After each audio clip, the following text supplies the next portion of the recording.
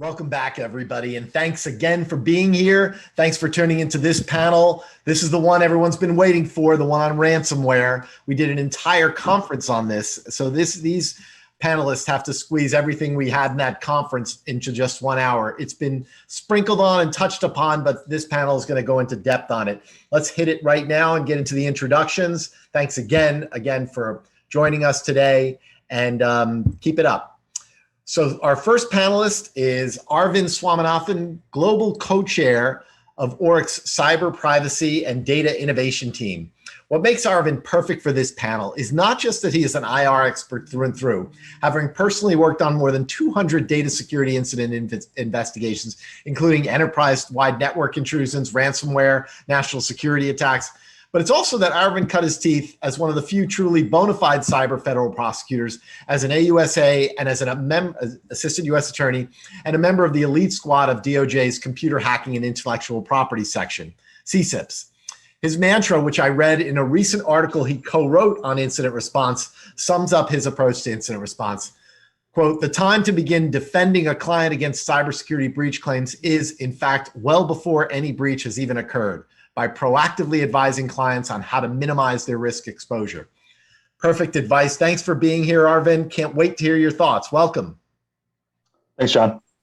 Excellent. Our next panel speaker is Kari Rollins, who is best known as a cyber lawyer who is also a fierce litigator and advocate during the tumultuous aftermath of incident response and the planning phases of incident response prep. Kari is not just a law partner at Sheppard Mullin, who does cyber, and a member of the drafting committee of the Sedona Conference, responsible for drafting and publishing the Sedona Conference Incident Response Guide, and an adjunct law professor at DePaul Law School in Chicago, where she teaches a course on data breach law. But Kari is also the managing partner of their New York office. And I believe the only panelist we have today of our 50 speakers who has reached a management role in addition to a rainmaking one. Nice to see one of us rise to the level of the ranks. Welcome back, Kari. Thanks so much. Nice to see you. Nice to be here. Excellent. Next up, we have Scott Lindlaw, a veteran of the Incident Response Forum. Many of the more sophisticated IR teams now have a communications expert in the mix. And that's where our next panelist, Scott Lindlaw of Sard Verbinnen, comes into the picture. What makes Scott stand apart from the rest? What's his differentiator? He's not an ordinary communications specialist. He was also once a seasoned cyber attorney at Orrick, and before that, a veteran AP reporter and White House correspondent with a master's in journalism, who was even once nominated for a Pulitzer. I work on a lot of matters where the victim would prefer to keep the situation quiet, especially when a victim tenders a ransomware payment. I can't wait to hear Scott's take on that sort of precarious situation. So welcome, Scott. Thanks, John. Excellent. Next up is Bret, the former CEO of Crypsis and now a senior executive at Palo Alto since Palo Alto's acquisition of Crypsis for 279, am I getting that number right? 279 million, Bret, or 289? Give or take. Give or take. Well, why do I mention that amount? Why do I care? Because at the time of our first incident response forum, Bret had just taken over Crypsis, which was comprised of less than a dozen professionals, and in 3 years created this blockbuster company. He is really the Bill Gates of the incident response industry. And what makes him a cyber expert is not just that he has more than 25 years of experience in IOR, especially as a special agent in the Air Force Office of Special Investigations, chief of research and development at the Computer Crimes Unit at the U.S. Postal Service Office and the IG, and director of incident response at Mandiant, and director of digital forensics at Strauss Friedberg, where we work together. But it's also that Bret is one of the few technologists and senior executives who is equally comfortable running his firm or digging into a complex malware reverse engineering engagement and serving as the expert. How many senior executives can make that same claim? So welcome, Bret. Thanks for being here. Thanks again, John, for inviting me. Excellent. Well, our last speaker, wow, I cannot believe we have somehow managed to attract this next speaker who will also be our moderator. Her credentials and job description will blow everyone away. JJ Jones is Chief Counsel to Microsoft's Cybersecurity Solutions Group, a global multi-billion-dollar business, which includes the company's only customer-facing cybersecurity incident response team. She is not just a seasoned litigator and also a former federal prosecutor, and much like so many other people here today, a legal trailblazer. JJ also has a degree in industrial engineering and spent a year studying international law in Hong Kong. This is a Renaissance person who will be leading technology forward for years to come, and we are thrilled that she could be here. Welcome, JJ, to your first Incident Response Forum. Thank you for that generous introduction and the invitation to be here. Excellent. Well, take it away, JJ. The panel is yours. Thank you so much, John. First, I just want to say that the views and opinions that I'm expressing today are my own, not those of my employer, and they're informed by nearly 15 years of experience interfacing with government regulators, prosecutors, my own government service as an AOSA, in addition to my work in cybersecurity at Microsoft. I'm really excited to moderate this panel because we have such a breadth of expertise and perspective to examine these topics today. We'll hear from legal advisors who are thinking about how to minimize or mitigate risk of litigation and regulatory enforcement. And we'll consider the ransomware event from a range of perspectives around event communications, the PR, media relations, customer relations, investor relations, and so on as we shift into communications and other topics. In cybersecurity generally, and certainly in ransomware, we see threat actors are increasingly sophisticated, using creative and novel techniques, as well as more nation-state activity. I'm interested to hear from all the panel, and starting with Bret, what trends are you seeing in your practice? Yeah, thank you. So I'm sure everybody who works these cases is seeing an increased volume of them. So I tried to take some notes from some cases I've seen this year over the past 6 to 12 months, but also I talked to some other folks about what they're seeing, and I came up with sort of 5 things that some of them are, top big picture trends, and some of them are a little bit more technical in nature. I'll save those for the last couple, but definitely we're seeing more and more, big ransoms. We're seeing attackers being much tougher in their negotiation, and so we're certainly seeing in the 10, 20, $30 million range of ransoms a lot more regularly than we used to, and we're still able to negotiate, but they're much tougher negotiations, which is kind of linked to the second big trend. We're continuing to see increase in exfiltration. About 80% of the cases, I think we worked a little more than 50 this year, about 80% of those have involved exfiltration of data. Interestingly, a couple of them, the attackers were sort of bluffing. They actually didn't exfiltrate, and in one case actually said that after they paid the ransom. Then, but absolutely that's a trend, and I think that's going to continue. It's just more and more the thing to do. We're also finding the attackers become more helpful. What does that mean is, their customer service is better. They're even, when we engage them in conversation about how they got in, they're much more willing to tell us and give us recommendations on how to fix those vulnerabilities. And then again, the last two, a little technical, we're seeing an uptick in attackers encrypting VMs. So if your domain controller is running in a VM, we're finding them encrypting the entire VM. And the problem that creates for us is when we do our forensic investigation, we're finding that we're a little bit stalled on that, whereas we can get a head start and start our forensic investigation while we're working on negotiating, if we need to negotiate and pay for or facilitate getting the decryption key. This stalls us a little bit because we have to wait till we get the decryption key to be able to determine what forensic evidence is on that domain controller. And then the last one is we're seeing, this one's sort of, if you're looking for an IOC, we're more and more indicator of compromise. More and more attackers are using a tool called rclone. It's an open source sync tool, whereas before we saw a lot of FileZilla, Mega Upload, and those type of things. rclone is being used, and it does make forensics a little bit more difficult. But so those are sort of the trends we're seeing right now. Yeah, speaking of large payments, we worked with a customer recently that had a $140 million demand. Wow.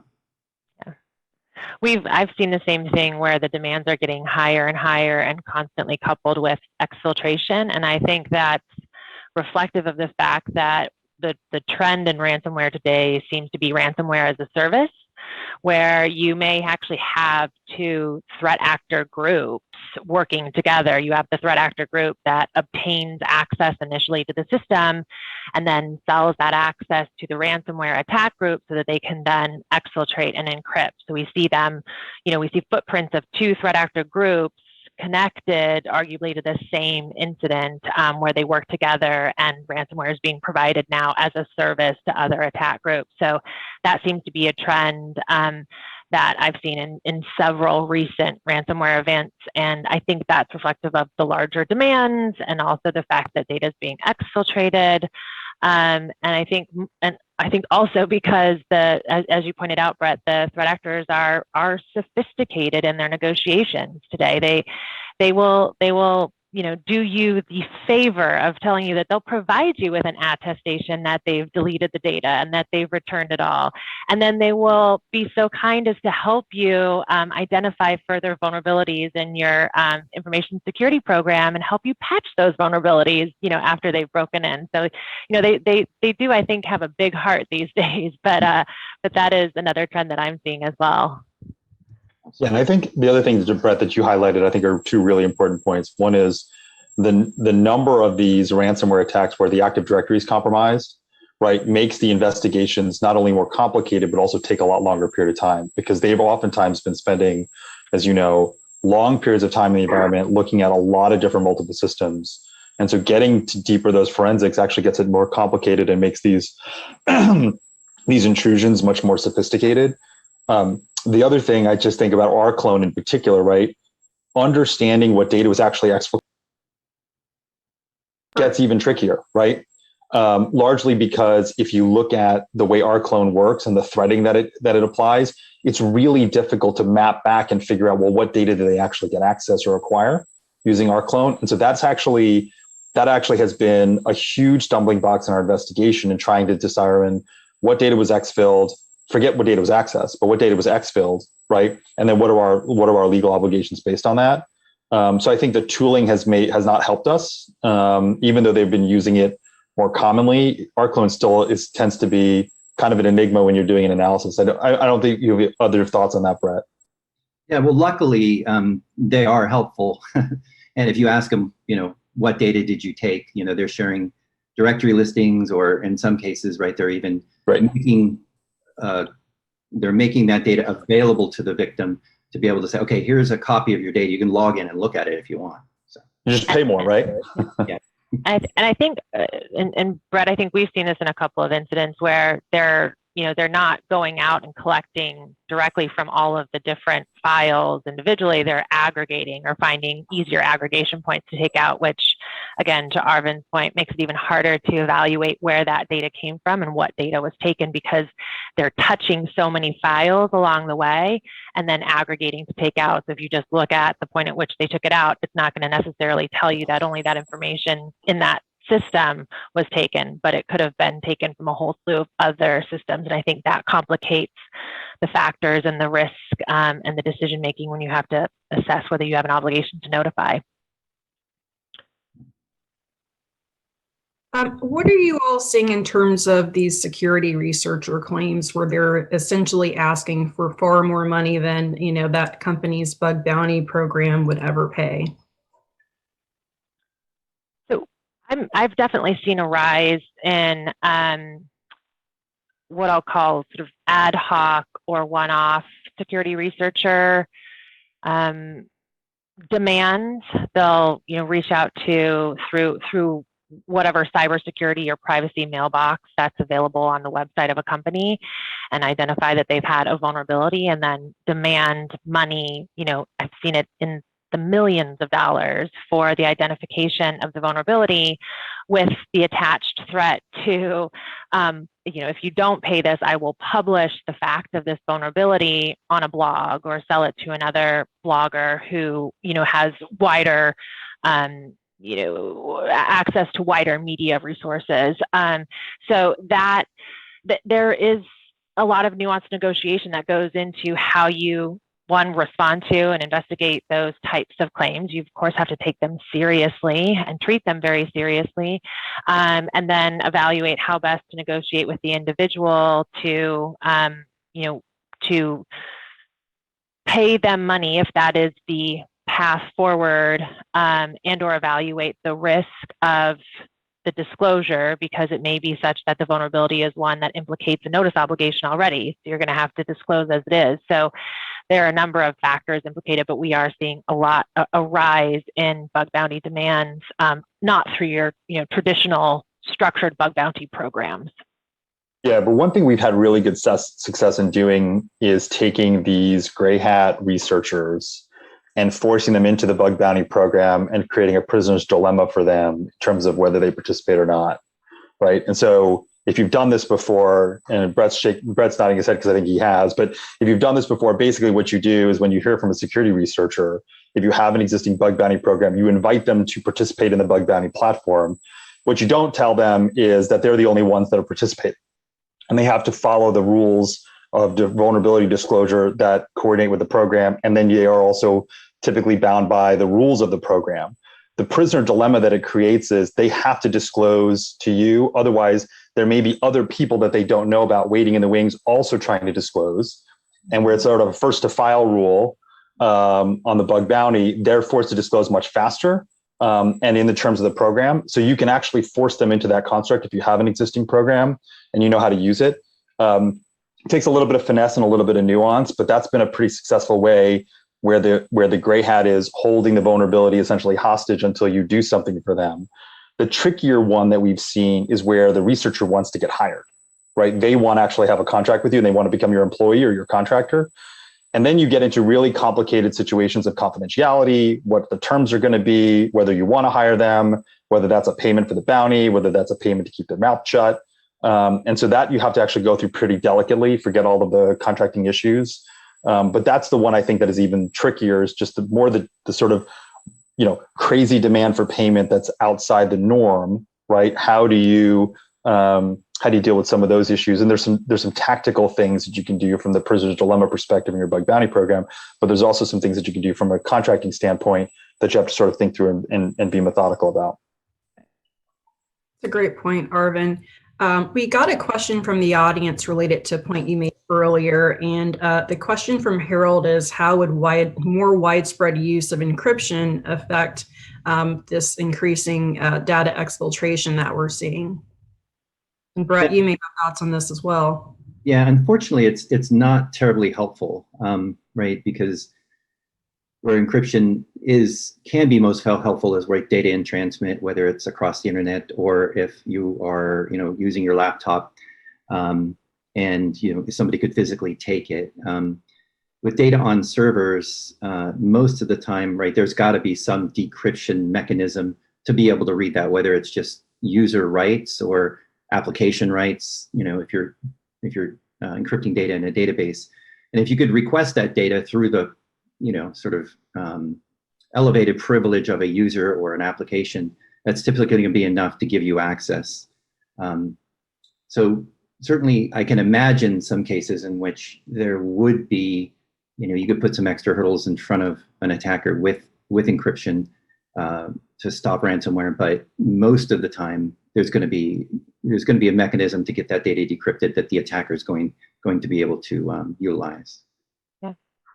The encryption in transit, I think, is an important point to the extent, and to what Aravind said earlier, the Active Directory has been compromised, and there's a wholesale use of credentials to access email accounts or email exchange servers.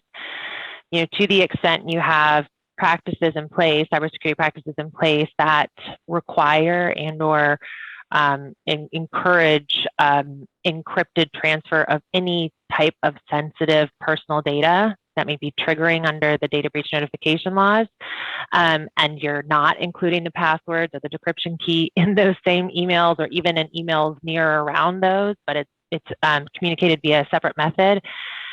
To the extent the email exchange servers have been accessed, that may protect the breach of that sensitive data that necessarily travels through email, if that, if you are permitting it to flow that route, because we have seen cases where clients have instituted practices where they are sending encrypted files, the encryption key or the decryption key or the passcode's texted, so those can't be accessed by the threat actors when they get access to or root around in that email email box. So that is one encryption in transit that I do think is helpful. But again, that's narrowly for the purpose of preventing access to sensitive information that may be in transit via email.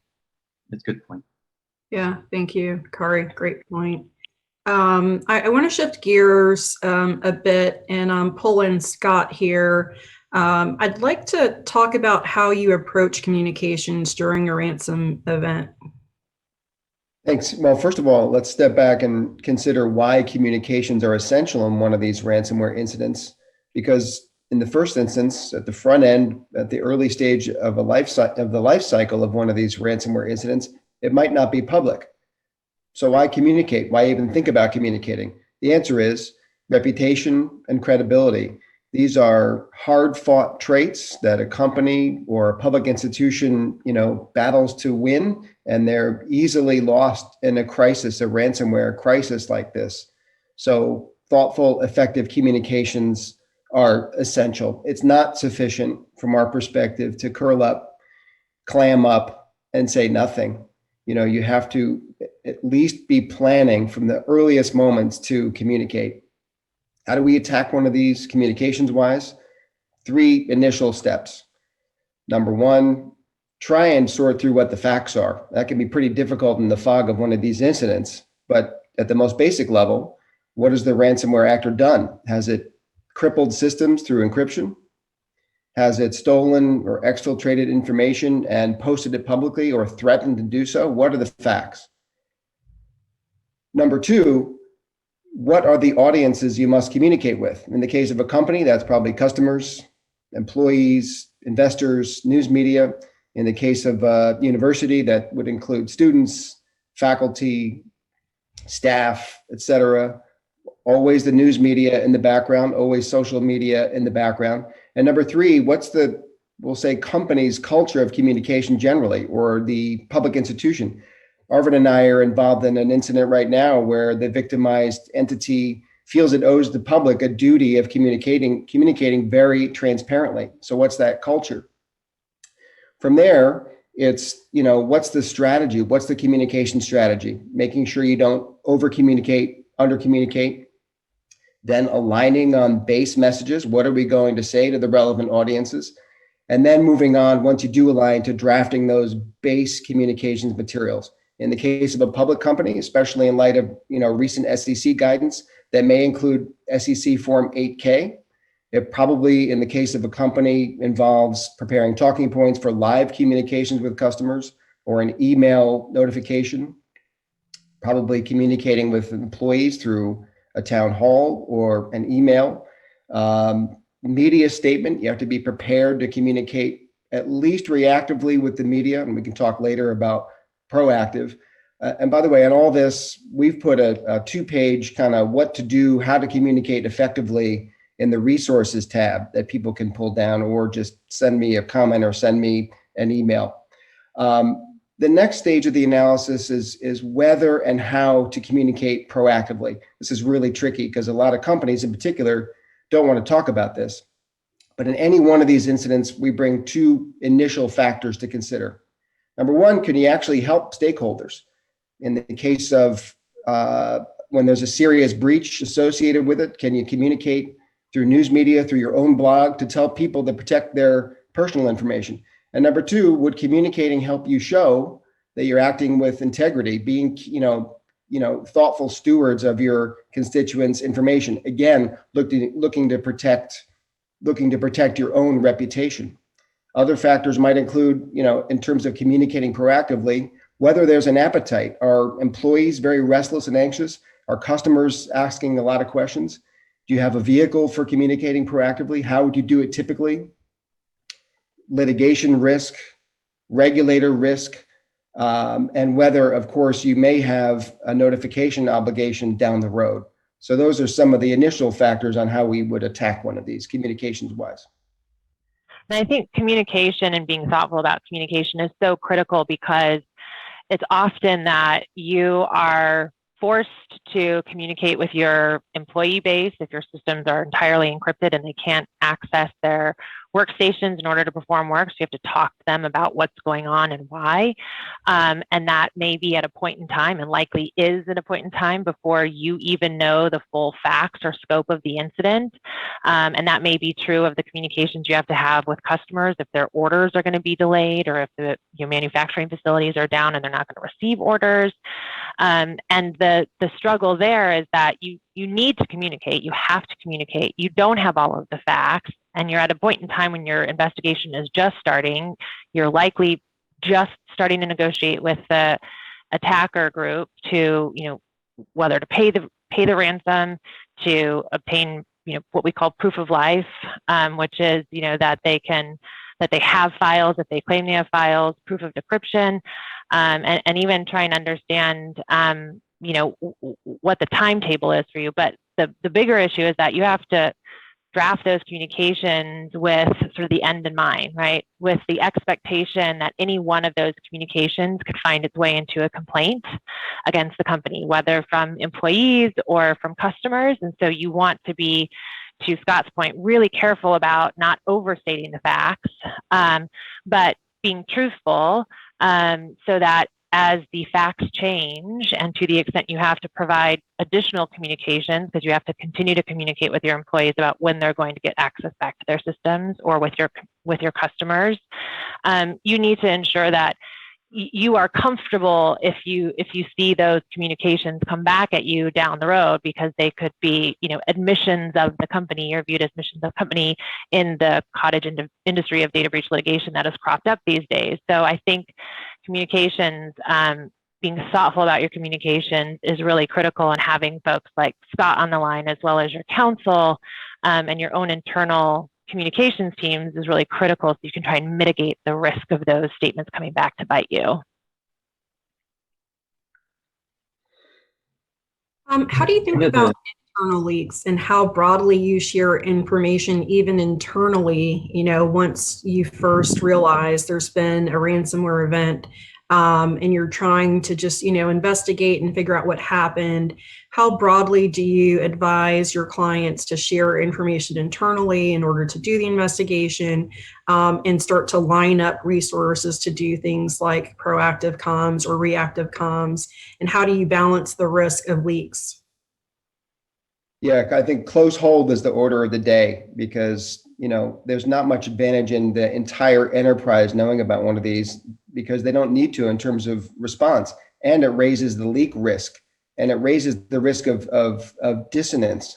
Garmin's a good example. A few months ago, there was a ransomware attack on Garmin. Garmin did not communicate really publicly at all, did not acknowledge it was a ransomware attack. But then its own employees started tweeting about it, which was, a bit of a communications fiasco for them. So we urge companies to keep it tight, limit the number of people who are on notice. We also urge our clients to remind employees, the employees who do know, that, a company or a public institution usually has a communications policy, not supposed to talk on social media or otherwise about, confidential company information. So that outreach to customers, to employees rather, is a good excuse, a good opportunity to remind employees of that communication policy. Absolutely. Yeah, I think the reality is that when you have a widespread ransomware attack, it's going to get out fast. It's going to get out really fast. And I think Scott's raised exactly the right points.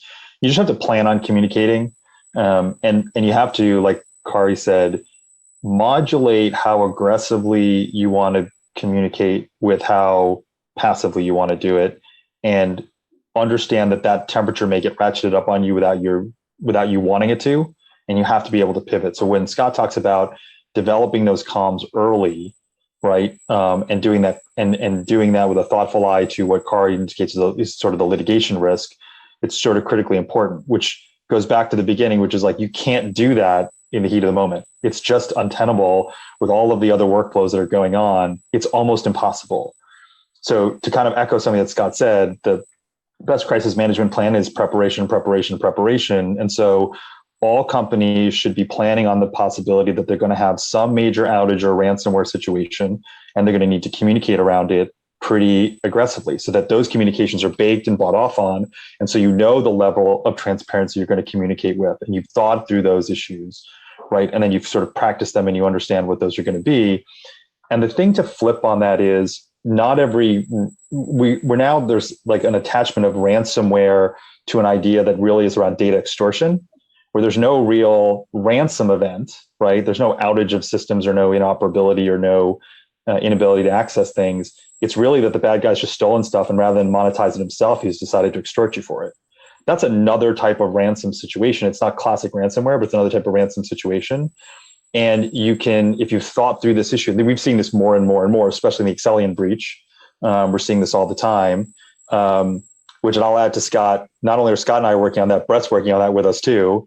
But I think the point is that you really have to sort of do these ahead of time. You can't think about what are my values, what's my North Star, how transparent do I want to be with customers and employees. That's all got to be pre-baked.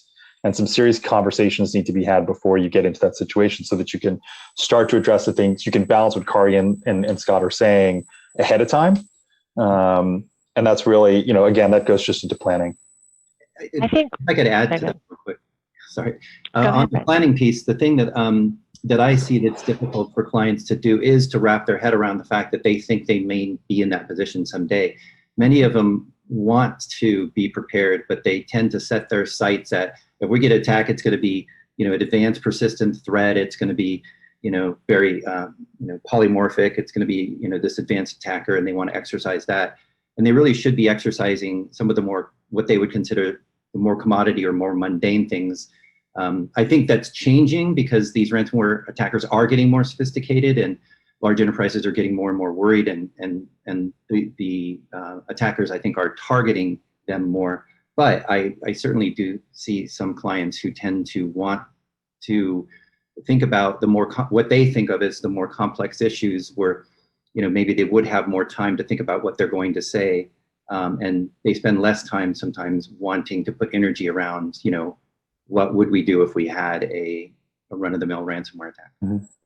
We're seeing a lot of clients and advising a lot of clients on having communications playbooks as addendums or appendices to their incident response plan, so that they, as part of actually their full incident response plan, they have a set of sort of holding statements that can be quickly modified based on the facts that the company feels comfortable that they could say in a variety of circumstances. And that playbook, is media communications, employee communications, customer communications. It could be board communications. It could be, if you're a public company, what you need to say in a public disclosure. So that, I think, is part of good planning and preparation. If a company has an incident response plan, then you can test that and include that communications playbook as part of that larger plan. But you're right. I mean, it's so hard to predict the future, and every attack is unique and special in its own right. And not to harp on the tabletop piece of this, but that's just absolutely critical, because what we put down on paper oftentimes in a vacuum in the ivory tower looks great. And then when you actually get into practice, you're like, that's a terrible idea. That's just not going to work for who we are, for one reason or the other, right? And so I think that you have to really, not only, put it down on paper, store it somewhere that's not on a server that's going to get encrypted, and then so you can access it and you can actually use it. But the real heart of it is you actually have to work through it with the stakeholders so that everybody's in line. And that it doesn't necessarily happen when you do it on paper. It really happens when you get in a room and talk about it and start to collaborate on what are the things that are going to matter most to our customer base, our employees, our board, our stakeholders, community, press, the whole 9 yards. I can't overstate the importance of this planning exercise. It really is an opportunity, months or even years in advance, to, as Kari said, you can actually block out the messaging. Some of this is fairly predictable in a ransomware incident. It's also an opportunity to identify who's going to lead the communications response and who's going to do the talking for the company or the hospital or whatever it is. Yeah, totally agree, Scott. I think like through that tabletop exercise, you can, really see just how many stakeholders there are that may want to have input and want to have sign off. And that way, you're at least starting way ahead of the game, if and when an incident does occur. And also, that was a really great point, Arvind, around having, your IR plan offline, having a hard copy, things like that, not assuming, that you'll have access to this playbook that you've created. What about things like testing backups and other, just preparations to consider? And in relation to that, we got a great question from Tyler, who's been asking if we're seeing an increase in targeting of backup systems. And he notes that many companies have moved towards more efficient online tapeless backup systems, which could be severely impacted if those backup tapes are targeted. Yeah, I see there's a lot of questions, so we could probably do some of these quickly. I mean, yes, absolutely. The attackers know if they can recover from backup, there's less likely a chance they'll pay the ransom. So the attackers are hunting down online backups and deleting them or encrypting them when they can. And so absolutely, they're pretty aggressive about that. And I think that's also a factor of what we were talking about earlier with ransomware as a service. I mean, we're seeing threat actor groups in systems for quite some time before the actual encryption event or before the extortion event. And that's because they're, intentionally in there trying to understand not only how to move laterally and where, where the family jewels are, but also how they can gain access to the backup to encrypt and or delete. So shifting to, one of, I think, the big questions that the audience likely wants to hear about today, which is to pay or not to pay. Kari, tell us some of the factors that you would consider, and I'm assuming backups have some relevance there. Sure. I think backups are probably one of the most critical factors.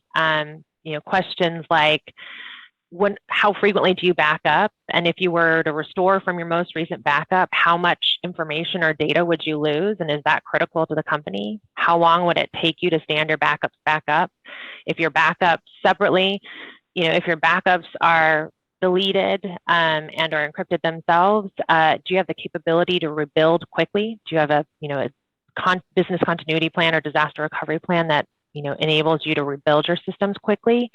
If not, if the answers to those are no, then you may be in a situation where you need to pay in order to regain access to your systems because you can't afford your business to be down for 2 weeks. So that's always a critical factor. Cyber insurance, of course, is always a factor. Do you have cyber insurance that covers the ransom demand? Have you communicated with your insurer? Will they green light the payment? Can you actually pay the attack group? Are they on the OFAC list and therefore you are prohibited from paying them? How are you going to go about paying? There are the logistical issues. Most of these ransom demands come in the form of Bitcoin. So you have to go through a process where you sort of tumble or launder the money to make the payment as it is, acquire the Bitcoin wallet, acquire all the Bitcoin, and then make the payment. And obviously flagging for law enforcement, if you can pay them, that you're going to be making these payments because they may flag those Bitcoin payments being paid to threat actor groups and wonder why you're making those payments and flag them as some form of money laundering. So, and then I think also to the extortion point, if they've taken data, what does that data look like? Is it personal information? If they've already taken it, you are likely going to take you may take the conservative conclusion that data is gone and you have a notice obligation if it has personal information in it. But more importantly, is there data in there that's critical to your business, like sensitive patent-related data? We've seen them take a lot of IP as of late. And is there some benefit to try and paying to prevent the release of those highly sensitive patent-related information? Or also, in a lot of cases, do you have government contracts? Are you at risk that some of the information in connection with the services you provide via government contracts could be released? And do you need to coordinate with the governmental department or entity that you're doing work with to try and evaluate whether you need to pay the ransom to try and prevent the release of that data as well? So there are a number of factors. It's never, a really straightforward answer, unfortunately, these days. But those are a lot of the factors that you want to consider when evaluating whether to pay. Yeah. Kari's right. It's so complicated to try to think about this in the abstract. One of the things that we started doing was building for clients a decisioning tree, right? So how do you walk through the process at each step of the way, and what are the considerations so that you can take what Kari's described really thoroughly and figure out, like, what do I think about first? And what do I think about second? And what do I think about third? Which is complicated and difficult. And so what we actually built was, and we build it into every IR plan, it's a decisioning tree so that you know how to go through that process. And it's interesting because the decision of to pay or not to pay comes after all of these considerations have been processed in a particular order, right? And the first thing almost always is, do I have backups, right? The last thing oftentimes on the list is there an OFAC sanctioning problem, right? But where those things come in line depends on knowing that you have the right order of operations. And so having a decisioning tree, right, built into your IR plan is actually crucial. So you're not, again, thinking about this stuff in real time and taking all the things that Kari's and figuring out which piece fits exactly where, right? And so that you can go through it in the right, in a thorough process. There's also a very significant communications issue lurking here, and a decision tree unto itself, communications wise. First, there's the question of, will you acknowledge making a ransom payment, or will the threat actor acknowledge, disclose that for you? Then, if you did pay, you may be asked how much. You may be asked why. Why would you pay and perpetuate the cycle of criminality and sending money to God knows who, potentially even terrorists? If you decline to pay and that fact becomes public, you may be asked, well, why would you refuse to do that if your company's crippled? You're on your knees, you can't do anything. You could have paid. Wasn't it the right business decision to pay? And of course, there's the question of insurance. If it's known, or if you acknowledge that you have insurance and insurance would have paid the ransom, well, why wouldn't you pay? So that's a whole other set of questions. Yeah. Or further victims whose data might have been exfiltrated that was stored on your systems and you failed to pay the extortion. Right. Yep. Well, and I'll mention the insurance piece because this is funny. We had in a ransomware situation where the attacker actually grabbed the insurance policy during their while they were in the network. So they were in the network for about 75 days before they launched their ransomware attack, and we could actually see through the forensics that they had found the insurance policy, and they were actually able to click on it and open it. And so they knew exactly what the retention limits were, and they knew exactly what the cap on the policy was.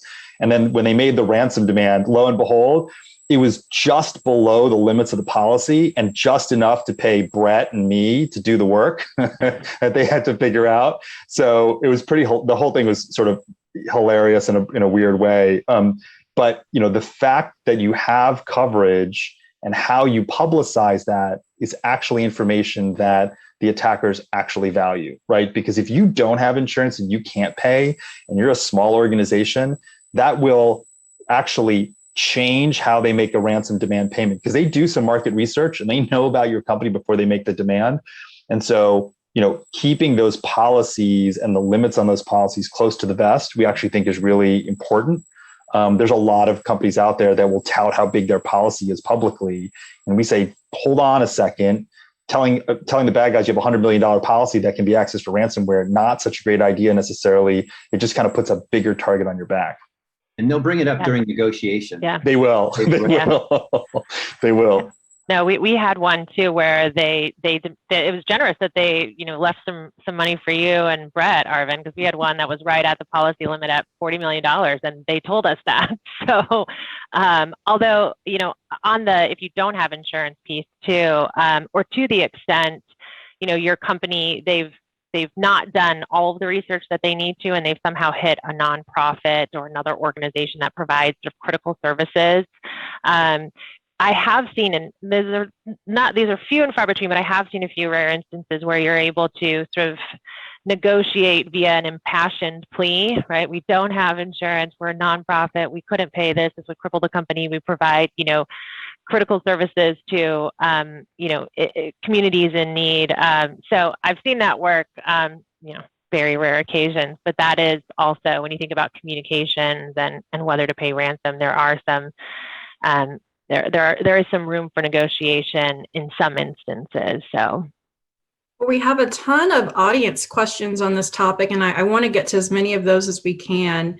One of the first ones, or sort of a theme of questions, is if you pay the ransom, do you actually get, a returned copy of the exfiltrated data? Or do you get a list? Do you get the actual files? And does it truly nullify the threat of release? So essentially, can you trust the ransomware operators to make good on their promises if you do pay? Can you trust that the encryption codes, decryption keys will actually work? And then relatedly, how on earth can we try to stop ransomware as an industry? Like, is legislation the only thing that we can expect?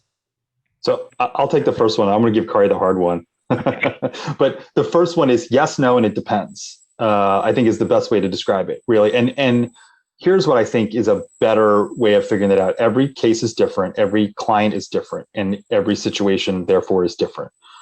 And if you are actually considering negotiating from ransomware, it really behooves you to hire a firm that specializes in the negotiation and payment of ransomware, whether it's Coveware or Kivu or somebody else. They have a lot more experience with these threat actors at a much more distributed level and can give you really good data on what the likelihood is, what the pitfalls are, how successful they have been. They keep metrics on all this stuff. So it's actually really valuable. And we've seen all three, right? In every one of the questions that you've answered, you asked JJ, we've seen a yes, we've seen a no, and we've seen, well, it depends, and sort of. So I think that's the challenge. And really the best way to do it is to find a firm that is, and I don't mean a law firm, I mean a firm that specializes in ransomware negotiations to actually help you understand the track record of each of the different bad actors and frankly, the trends in those bad actors and how they're changing, because they're networks. They're not just one bad guy or two bad guys, they're networks. And so you have to really be thinking about it on the aggregate. But Kari, I'm going to toss the harder question on legislation to you. Yeah, well, just dovetailing off of what you said, I think it's really important to have that third-party negotiator, not just because they have a lot of information at their fingertips in order to better understand how these different threat actor groups are, whether they're quote unquote ethical and would return the data or have a good decryption key, or maybe they provide you a decryption key, but it's really pretty rudimentary because they spent all of their time and effort on the encryption piece and none of it on the decryption piece.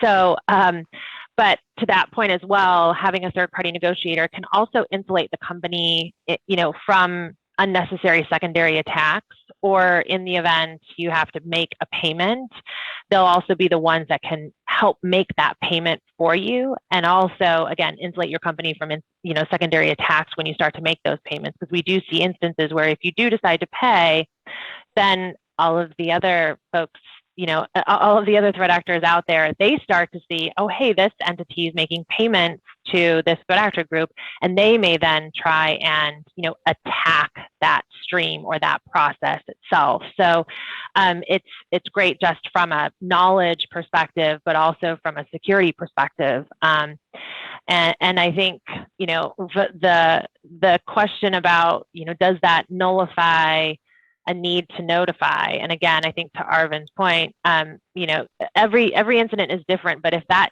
data is out the door, then you have to consider it really out the door. And if it contains personal information, then the conservative approach is probably to conclude that you've had a breach that requires notification, and to do that work, because my experience, the regulatory authorities aren't going to view the return of the data by the threat actors and some attestation by them that, hey, we've deleted it off our systems that's sufficient to negate the risk of harm, or otherwise render the incident as something that doesn't have a significant risk. But in terms of legislation and can we stop the ransomware attacks, I don't know that legislation could effectively do that, right? I know there was a big discussion on whether, if insurers stop authorizing payments for ransomware under their policies, will that help to cease perpetuating the ransom demands and payments?